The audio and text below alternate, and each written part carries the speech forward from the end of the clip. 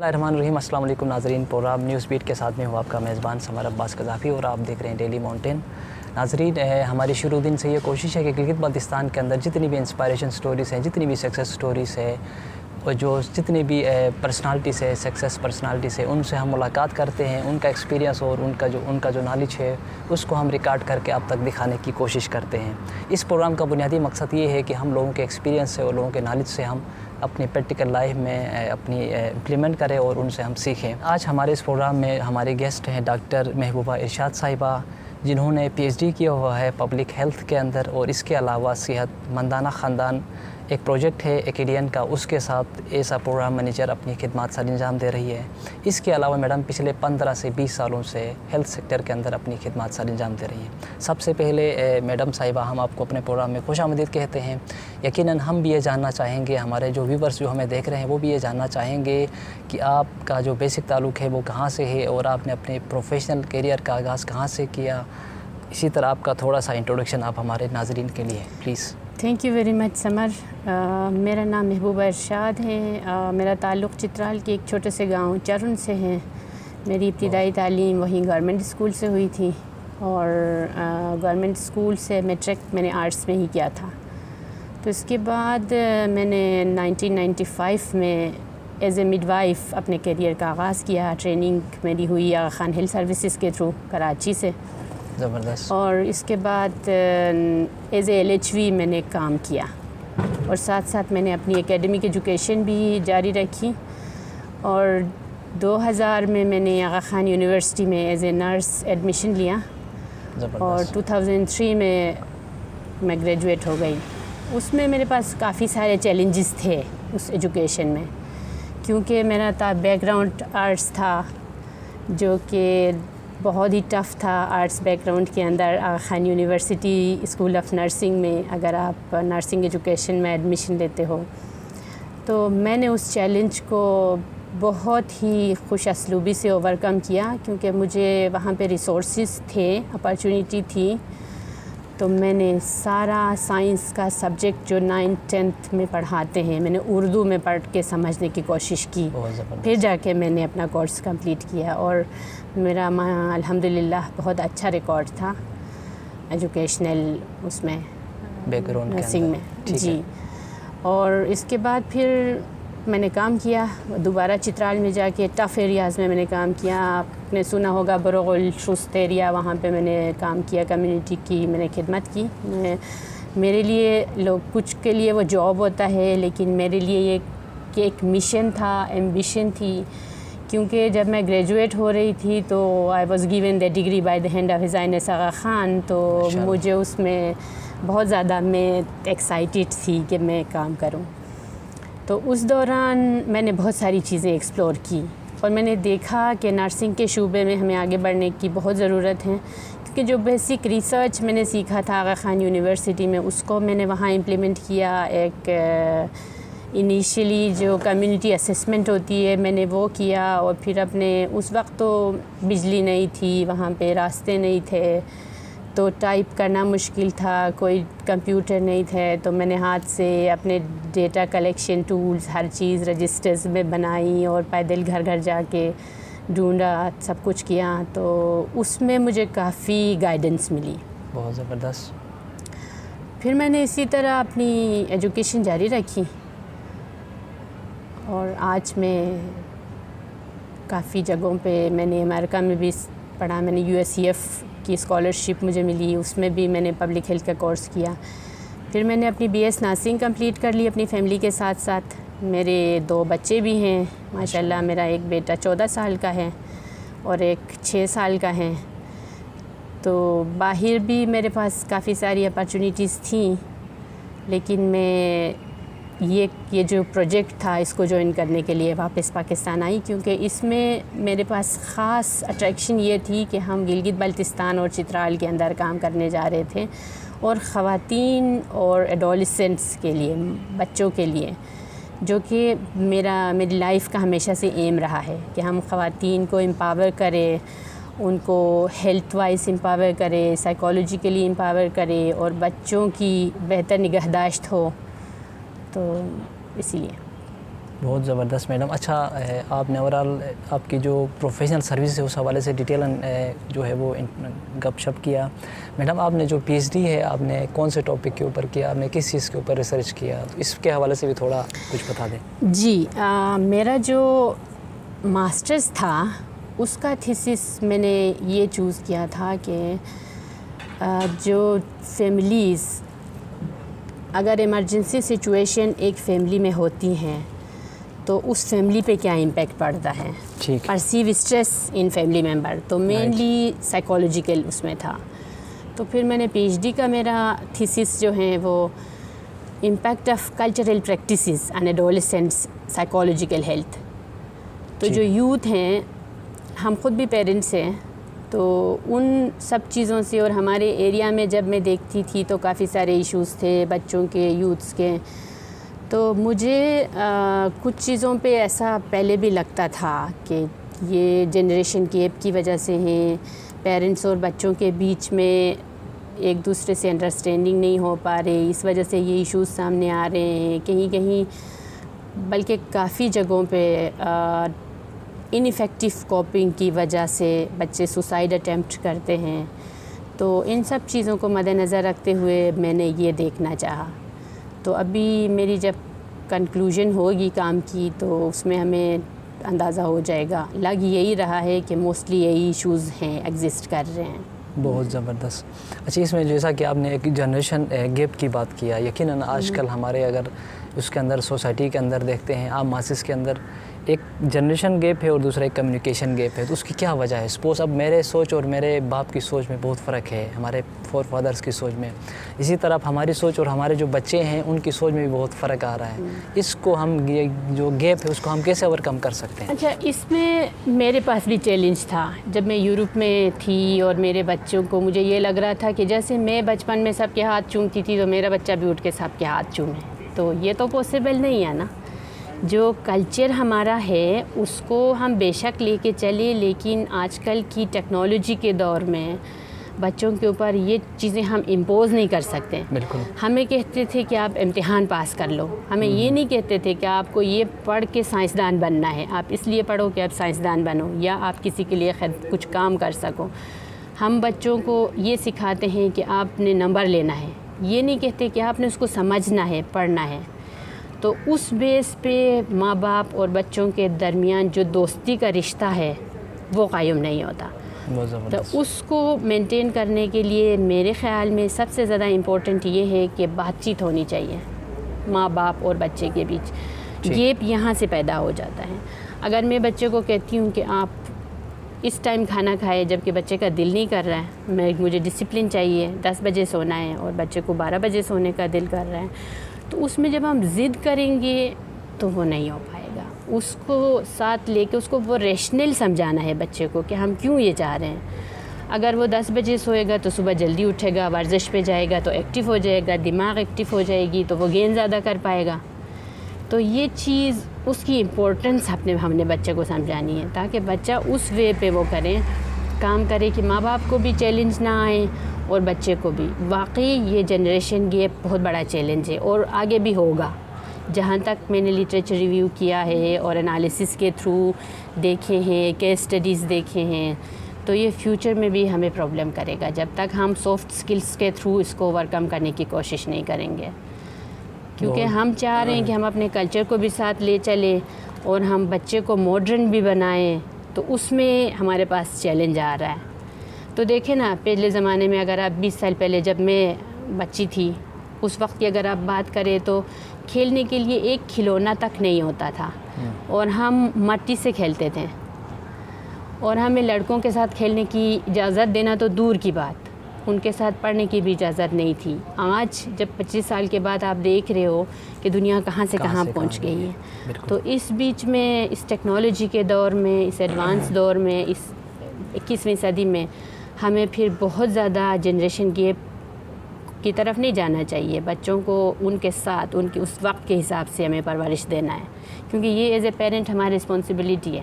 بہت زبردست. اچھا میڈم, آپ نے اپنے ڈسکشن کے دوران یہ جو وومنس امپاورمنٹ کی بات کیا تھا, اسپیشلی سائیکالوجیکل جو ہے وہ امپاورمنٹ کے حوالے سے ہمارے سوسائٹی کے اندر ہم اپنی خواتین کو کیسے امپاور کر سکتے ہیں ان کو فائنینشلی، سائیکالوجیکلی، اوورآل تمام کنٹیکس میں ہم کیسے امپاور کر سکتے ہیں؟ اچھا دیکھیے، یہ اوورآل تو بہت بڑا ایک سیگمنٹ ہے، ایک بہت بڑا کمپوننٹ ہے، لیکن اگر میں اپنے اس میں دیکھوں کہ ہیلتھ پوائنٹ آف ویو سے ہم ان کو کیسے امپاور کر سکتے ہیں، تو اس میں یہ ہے کہ اگر ایک خاتون کو دیکھو بنیادی ضروریات کیا ہے، اگر آپ میسلوز ہیرارکی کو اٹھائے تو سب سے پہلے کی بنیادی ضرورت یہ ہے کہ آپ خوراک، پانی، ہوا، اس کے بعد جب آپ دوسرے لیول پہ جاتے ہوں تو وہاں پر پھر ان کو سیفٹی سیکیورٹی کی ضرورت ہوتی ہے، تھرڈ لیول پہ پھر لو اینڈ بلونگنگس، جب آپ چوتھے لیول پہ پہنچتے ہو تو وہاں پر پھر آپ کی سیلف اسٹیم ہو جاتی ہے، آپ کو لگتا ہے کہ ہاں میں ایک ورتھ اٹ ہوں، کسی معاشرے کے لیے، اپنے گھر کے لیے، اپنے فیملی کے لیے کچھ کر سکتی ہوں۔ تو یہ سب دینے کے لیے سب سے ضروری تو بنیادی ضروریات ہے، جس کے اندر ہم نے اپنے بچوں کو تعلیم دینی ہے، ایجوکیشن پہلی چیز۔ ایجوکیشن کے بعد صرف اسکول والی ایجوکیشن نہیں، ہم نے ان کو ٹیکنیکل ایجوکیشن دینی ہے، ہم نے ان کو سافٹ سکلز دینا ہے۔ سافٹ سکلز کے اندر ہم نے بات چیت کرنا، کمیونیکیشن سکھانا ہے، اور ساتھ میں ایموشنلی انٹیلیجنٹ بنانا ہے بچوں کو، صرف خواتین کو ہی نہیں، میل کو بھی، کیونکہ دونوں کی ضرورت ہے۔ لیکن اس وقت چونکہ ہم خواتین کی بات کر رہے ہیں تو اس لیے ہم ان کو اس لیول تک جب ہم پڑھائیں گے، ٹیکنیکل ایجوکیشن دیں گے، تب جا کے وہ آگے امپاور ہو سکتے ہیں۔ امپاور ہونے کے لیے پیسہ ایک مین کمپوننٹ ہے۔ تو ہیلتھ سیکٹر کے اندر ہم خواتین کو امپاور کرنے کے لیے یہ کوشش کر رہے ہیں کہ جو دور دراز کے علاقے ہیں وہاں سے انہیں خواتین کو اٹھا کے ٹرین کرے، کمیونٹی مڈ وائف بنائیں، اور ان کو ہم ایک برتھنگ اسٹیشن بنا کے دے دیتا کہ وہ اپنا سوشل فرینچائز ان کا ہو اپنا، اور اس کمیونٹی کو بھی فائدہ ہو، کیونکہ خواتین جو ایکسیس ان کو ہیلتھ سیکٹر میں پرابلم کر رہی ہے، تو ایکسیس میں ان کو ایشو نہ آ جائے، اور وہ جو دوسری خاتون ہے اس کا اپنا بزنس ماڈل چلے اور وہ ان کو فائدہ دے۔ تو اس طرح سے ایجوکیشن کے اندر بھی اور سیکٹرز کے اندر بھی چھوٹی چھوٹی چیزوں سے امپاور کیا جا سکتا ہے ان کو۔ بہت زبردست۔ اچھا، جو آپ کا پروجیکٹ ہے صحت مندانہ خاندان کے حوالے سے، یہ اس کا تھیم کیا ہے، یہ کب سٹارٹ ہو گیا، اور اس کے اندر آپ لوگ کیا کچھ کام کر رہے ہیں؟ جی، صحت مند خاندان جو کہ UNFPA کے فنڈڈ پروگرام ہے، آغا خان ہیلتھ سروسز اس کا امپلیمنٹنگ پارٹنر ہے، اور آغا خان یونیورسٹی۔ تو اس کے اندر ہم بنیادی طور پہ ماں اور بچے کی صحت اور خاندانی منصوبہ بندی پہ کام کر رہے ہیں۔ آج کل پاکستان کی پاپولیشن بہت زیادہ ہے، اس بڑھتی ہوئی پاپولیشن کو جب تک ہم نہیں روکیں گے بہت زیادہ مسائل کا سامنا ہوگا ہمیں آگے بھی۔ تو اسی لیے سب سے بنیادی چیز یہ ہے کہ ہم اپنے سر سے وہ خول اتاریں، ڈسکس کریں، تمام ایڈولسنٹس کو ہم علم دیں کہ یہ ہیں وادی کے مسائل، اور ان کے لیے یہ ہمارے پاس میتھڈز اویلیبل ہیں، ان کو آپ دوسروں تک پہنچائے، کسی کو نالج دے۔ ابھی تک جو اپروچ تھا ہیلتھ سیکٹر کے اندر صرف خاتون کو فوکس کیا جاتا تھا کہ خاندانی منصوبہ بندی پہ خاتون ہے، ایسا نہیں ہے، میل بھی اس کا ساتھی ہے۔ ہمارے نوجوانوں کو بھی آگے آ کے اس کے لیے بات کرنی چاہیے۔ جب تک میل موٹیویشنل اسپیکرز نہیں ہوں گے، جب تک میل موٹیویٹر نہیں ہوں گے، جب تک میل کاؤنسلرز نہیں ہوں گے، تو آپ اتنی ساری سیگمنٹ ہے، آپ کی پاپولیشن میں ہاف تو میل ہے، تو ہاف فیمیل کو آپ ایجوکیٹ کر کے، جن کے پاس ڈیسیشن میکنگ پاور بھی نہیں ہے، جو کہ یہ فیصلہ بھی نہیں کر سکتے کہ ان کو کتنے بچے چاہیے، تو یہ اچیو نہیں ہوگا۔ دوسری بات یہ ہے کہ ہم کام کر رہے ہیں ان کے اندر جو ماں اور بچے کی صحت کے اندر بہت سارے کمپوننٹس ہیں۔ تو ہم جو گورنمنٹ کا سیکٹر ہے FPAP کا ہے، اور ساتھ میں پاپولیشن ویلفیئر ڈپارٹمنٹ ہے، ہم ان کے اسٹاف کی کیپیسٹی بلڈ کر رہے ہیں، ان کو ہم ٹرین کر رہے ہیں کہ کیا کرنا ہے، کیسے ڈیل کرنی ہے، اور ساتھ میں تھوڑی بہت فیسیلٹی امپروو کر رہے ہیں، جس کے اندر جو basic emergency medical and surgical services ہیں اس کو امپروو کرنے کے لیے کچھ اکوپمنٹ اور کچھ ٹریننگز اور کچھ مٹیریلز، کچھ سپلائیز، اور ساتھ میں ان ہاسپٹلس کے اندر کہ ہم انفیکشن کو کیسے کنٹرول کریں۔ تو یہ سب چیزوں پہ، چھوٹی موٹی چیزوں پہ کام ہو رہا ہے۔ تو یہ سندھ میں بھی ہو رہا ہے، گلگت بلتستان میں بھی اور چترال میں بھی۔ ٹھیک ہو گیا.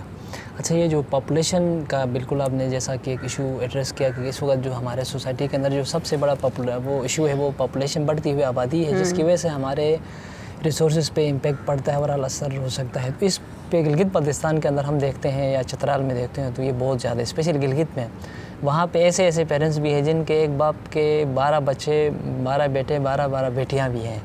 اس حوالے سے وہاں پہ کس حد تک کام کرنے کی ضرورت ہے لوگوں کو اویئرنیس دینے کے حوالے سے؟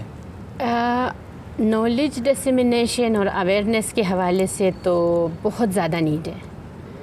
اب گلگت بلتستان کوئی چھوٹی ایریا نہیں ہے جس میں میں آپ کو بتا سکوں. ہم نے ہاؤس ہولڈ سروے کیا تھا، بیس لائن کروائی اس کے اندر، تو اس میں اور فیسلٹی اسسمنٹ کے اندر ہمیں یہ چیزیں دیکھنے کو ملی کہ جو کنٹراسیپٹیو پریویلنس ریٹ ہے وہ بہت کم ہے، اور لوگوں کی نالج ہے اویئرنیس سے ریلیٹڈ وہ بھی بہت کم ہے.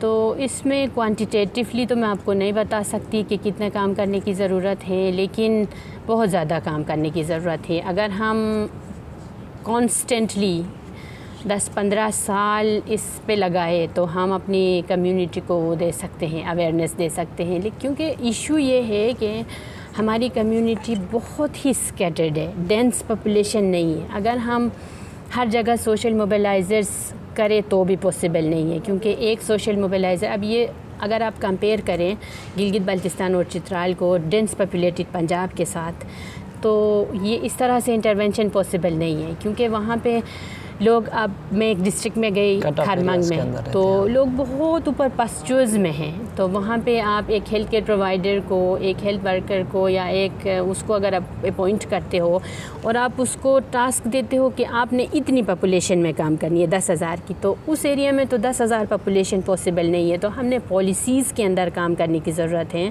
گورنمنٹ کے ساتھ ایڈوکیسی کی ضرورت ہے کہ ہمیں ان ایریاز کے لیے ریسورس زیادہ کریٹ کرنا ہے تاکہ ہر ماں کے پاس ایک ہیلتھ ورکر پہنچے مہینے میں ایٹ لیسٹ ایک دفعہ، تاکہ ان کا جو حق ہے وہ ان کو مل جائے.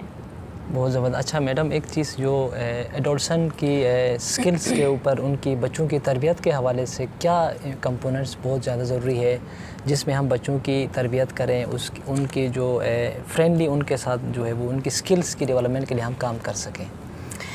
اچھا، اس میں کافی ساری چیزیں ہیں. میں موٹیویشنل اسپیکر تو نہیں ہوں اس میں، لیکن میں پھر بھی ماں باپ کے ساتھ کافی اس میں بات چیت کرتی ہوں اور کچھ موٹیویشنل اسپیکرس کو سنتی بھی ہوں جو کہ بہت اچھے اس میں ایڈوائس کرتے ہیں. مینلی یہ ہے کہ بچے کو بہت زیادہ لاڈ نہیں دینا چاہیے. جب ہم بہت زیادہ لاڈ دیتے ہیں اور پھر ایک دفعہ جب ریئلٹی اورینٹیشن ان کی نہیں ہوتی تو وہ برداشت نہیں کر پاتے ہیں. تو پہلا پیغام میری طرف سے یہ ہے کہ ہم اپنے بچوں کی تمام ضروریات پوری کریں اور ان کو سکھائے، اور ان کو یہ بھی سکھائے کہ وہ ضروریات جو ہم ان کی پوری کر رہے ہیں کہاں سے آ رہی ہے، اس کو پیدا کرنے کا طریقہ کیا ہے، ہم کتنی محنت کر رہے ہیں اس کے لیے. یہ نہیں کہ ہم ان پہ احسان نہ جتائے بچے پہ کسی بھی چیز کا، اور یہ ہو بچے کو یہ فیلنگ ہم دے دیں کہ ہم ان کے دشمن نہیں ہیں. بہت جب ماں باپ، جب ہم بچوں سے بات کرتے ہیں تو ہمیں یہ اندازہ ہو جاتا ہے کہ میرے ابو تو بس مجھے یہ بھی کرنے نہیں دیتے، وہ بھی کرنے نہیں دیتے، یہ کھیلنے بھی نہیں دیتے، گیم کرنے نہیں دیتے. یہ بات نہیں ہے. ان کو دیں آپ ٹائم، ان کو ایک ٹائم ٹیبل سیٹ کر کے دیں کہ آپ نے کب کرنا ہے.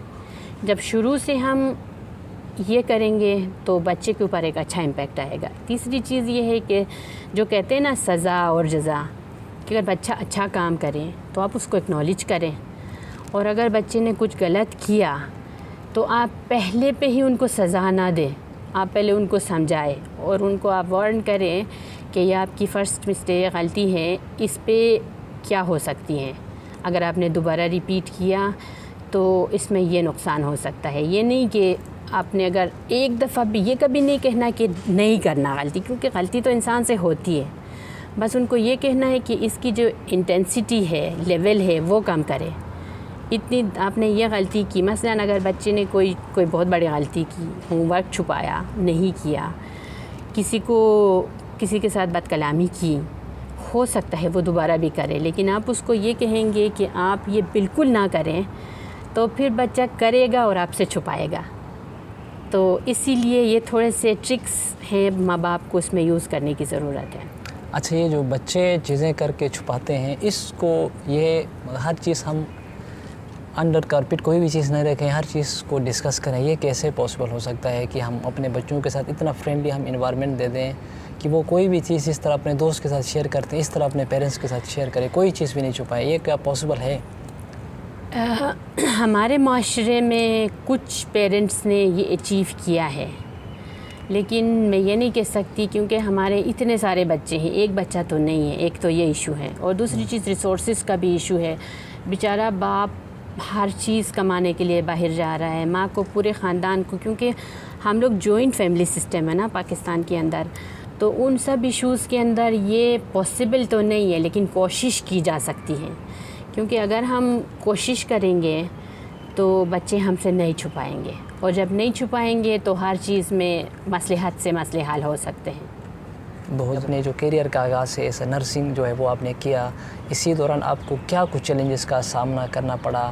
آپ اپنی جو اسٹوری ہے اس کو آپ شیئر کریں تاکہ ہمارے جو ویورس ہیں ان کو وہاں سے انسپائریشن مل سکے. نرسنگ کا جب میں نے اسٹارٹ کیا تھا اپنا ایز اے مڈ وائف، جب میں نے اپنا پروفیشن اسٹارٹ کیا تھا، اس وقت تو ہمارے خاندان میں کوئی نرس نہیں تھا اور کسی کو بھی اجازت نہیں تھی نرسنگ میں جانے کی.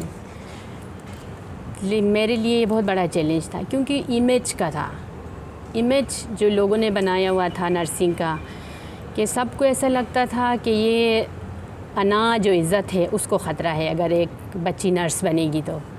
یہ بہت بڑا چیلنج تھا، لیکن میں نے اس کو بہت اچھی طریقے سے اوور کم کیا. کیونکہ دیکھیں، میری طرف سے تمام ویورس کے لیے پیغام یہ ہے کہ کوئی پیشہ اچھا برا نہیں ہوتا اگر آپ اس کو صحیح طرح سے کرنا چاہیں. کیونکہ نہ نرس نہ ٹیچر نہ کوئی اور، آج کل تو نرسنگ کا بہت اچھا اسکوپ ہے، باہر تو پہلے بھی تھا، آج پاکستان میں بھی ہیں، لیکن اس کے لیے ہم نے بہت کوشش کی ہے. اور اس کے اندر جو دکھایا جاتا ہے میڈیا کے اندر کہ نرس کا رول اچھا نہیں تھا، اس میں ایشوز ہیں. چیلنج یہ ہے کہ ایک نرس 60 مریضوں کو دیکھ رہا ہے. گورنمنٹ آف پاکستان کے پاس آج بھی 1 ملین نرسز کی کمی ہے، اور جو نرسز تھے ٹرینڈ وہ بھی کوئی گورنمنٹ لے کے چلا گیا جو کافی سارے ٹرین ہو کے نکلے تھے، تو اور زیادہ کمی ہے. تو اسی لیے جو نرسنگ کے شعبے میں خاص کر کے خواتین کو آج کل تو 50% میل بھی آئے ہوئے ہیں، سب کو ایشوز ہیں، چیلنجز ہیں، لیکن اس کو اوور کم کرنے کے لیے گورنمنٹ کو کام کرنا ہے. اس پرٹیکولر نرس کا ایشو نہیں ہے، کیونکہ جب گورنمنٹ اس پہ کام کرے گا، ورک فورس بڑھائے گا، ہاسپٹلس پہ کم پریشر آئے گا، تو عوام کی جو صحت ہے وہ بہتر ہو جائے گی، اور ہاسپٹلس کا فائنانس کم ہو جائے گا، کیونکہ بیڈ آکیوپنسی کم ہو جائے گی، لوگ بیمار کم ہو جائیں گے. تو اس کے لیے جو دوسرا لائحہ عمل ہے پرائمری ہیلتھ کیئر میں ورک فورس کو بڑھانا ہے. ہر چھوٹے چھوٹے ایریاز میں نرسز کام کریں تو پھر یہ ایشو کم ہو جائے گا.